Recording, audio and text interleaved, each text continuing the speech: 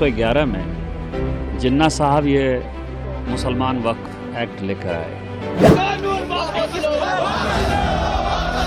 इस देश में मुसलमानों के नाम पर अलग कानून, हिंदुओं के नाम पर अलग कानून, उसने जो है भारत का बंटवारा कर दिया। कई दिनों से सड़क से लेकर संसद तक वक्फ बिल यानी कि वक्फ संशोधन विधेयक को लेकर बवाल मचा हुआ है। जहां एक और एनडीए इस बिल को लागू करने के पक्ष में है, तो वहीं विपक्षी पार्टियां और मुस्लिम संगठन इसके खिलाफ हैं। केंद्र सरकार इसे जल्द ही कानून बनाने की जुगत में लगी हुई है, लेकिन इस बीच बीजेपी सांसद निशिकांत दुबे ने जिन्ना के मुस्लिम वक्फ एक्ट का जिक्र करके एक और बहस छेड़ दी है। उन्होंने साफ कहा कि 1911 में जिन्ना साहब ये मुसलमान वक्फ एक्ट लेकर आए और 1954 तक ये जिन्ना एक्ट के तौर पर ही जाना जाता रहा। उन्होंने ये भी कहा कि पैगंबर मोहम्मद साहब ने चैरिटी के तौर पर वक्फ की शुरुआत की थी। गरीबों के लिए इसका हिंदू मुस्लिम से कोई लेना देना नहीं था। निशिकांत दुबे के बयान के बाद अब ये जरूरी हो गया है कि आखिर जिन्ना के मुसलमान वक्फ एक्ट में क्या क्या था, इसको क्यों बनाया गया था, और सबसे अहम सवाल, निशिकांत दुबे के इस दावे में कितनी सच्चाई है। पहले सुनिए उनका बयान।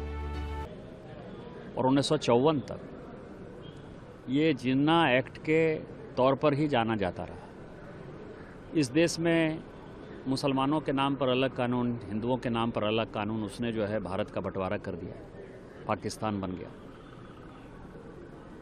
इसके बाद जो वक्फ है, पैगंबर मोहम्मद साहब ने जब वक्फ स्टार्ट किया या उन्होंने कहा कि वक्फ करना चाहिए गरीबों के लिए, बड़ा अच्छा कॉन्सेप्ट था। उसको पहला यहूदी मुकर्रबिल था जिसने कि पहला वक्फ किया। मदीना में उसने 7 अपने बगीचे दिए, उसने विल में दिया।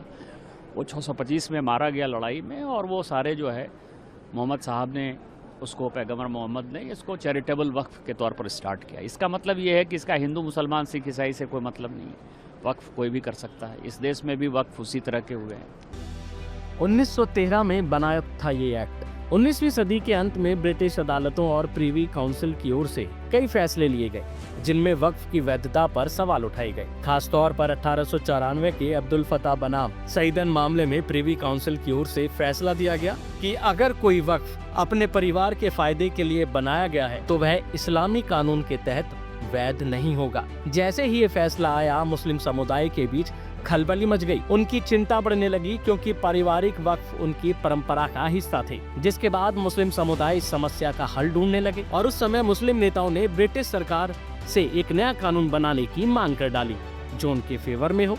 उस वक्त जिन्ना इंपीरियल लेजिस्लेटिव काउंसिल के सदस्य थे। उन्होंने इस मुद्दे को जोर शोर से उठाया। इसके बाद 7 मार्च 1911 को ये बिल पेश किया गया। उसमें संशोधन के साथ 1913 को ये पारित किया गया। ये कानून 7 मार्च 1913 को लागू भी कर दिया गया। इस कानून का मकसद था कि पारिवारिक वक्फ को कानूनी मान्यता मिले और प्रीवी काउंसिल के फैसले से शुरू हुई असमंजस खत्म हो सके। निशिकांत दुबे के दावे में कितना सच? दरअसल वक्फ एक्ट को लेकर चल रही चर्चा के बीच निशिकांत दुबे ने दावा किया कि 1954 तक इसे जिन्ना लॉ कहा जाता था, लेकिन ऐतिहासिक दस्तावेजों पर नजर डालें तो कहीं भी इसका जिक्र देखने को नहीं मिलता। तर्क दिया जाता है कि ये जिन्ना के कहने पर आया था, इसलिए इसे जिन्ना लॉ के तौर पर देखा जाता है, लेकिन आधिकारिक तौर पर इसका नाम हमेशा मुसलमान वक्फ वैलिडेटिंग एक्ट 1913 ही रहा। जाहिर है कि 1954 में भारत में वक्फ एक्ट लागू किया गया, जो वक्फ संपत्तियों के प्रबंधन के लिए एक बड़ा कानून था। इसके बाद 5 अगस्त 1923 को मुसलमान वक्फ एक्ट 1923 पारित किया गया, जो वक्फ संपत्तियों के प्रबंधन से जुड़ा था।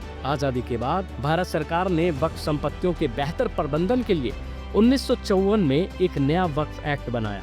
अब इसमें संशोधन किए जा रहे हैं, जिसको लेकर बवाल मचा हुआ है। हर रोज कई नेताओं के बयान सामने आ रहे हैं। सरकार लाना चाह रही है, लेकिन विपक्ष अपनी जिद पर अड़ा है, क्योंकि विपक्षी पार्टियां और मुस्लिम समुदाय इसको लेकर कड़ा विरोध जता रहे हैं। All India Muslim personal law board यानी कि AIMPLB, जमीयत उलेमाए हिंद और कई अन्य बड़े संगठन ने वक्फ बिल का विरोध किया है और इसे मजहबी आजादी पर हमला बताया है। मुस्लिम नेताओं का कहना है कि सरकार अल्पसंख्यक समुदाय के धार्मिक मामलों में सरकारी हस्तक्षेप को बढ़ावा दे रही है और इसी मकसद से इस बिल को पास कराना चाहती है।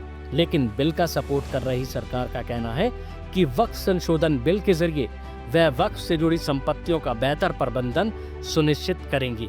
खैर, ये तो वक्त ही बताएगा। अगर ये बिल पास होता है तो आने वाले वक्त में क्या क्या बदलाव होंगे। अभी के लिए फिलहाल इतना ही। बाकी अपडेट के लिए बने रहिए हिंद फर्स्ट के साथ। इस तरह तरह की और वीडियोस देखने के लिए हमारे YouTube चैनल को सब्सक्राइब करें, बेल आइकन दबाना ना भूलें। यदि आप हमारा ये वीडियो Facebook पर देख रहे हैं तो पेज को लाइक और फॉलो जरूर करें। हमारे अन्य सोशल मीडिया पेजेस से भी जुड़े।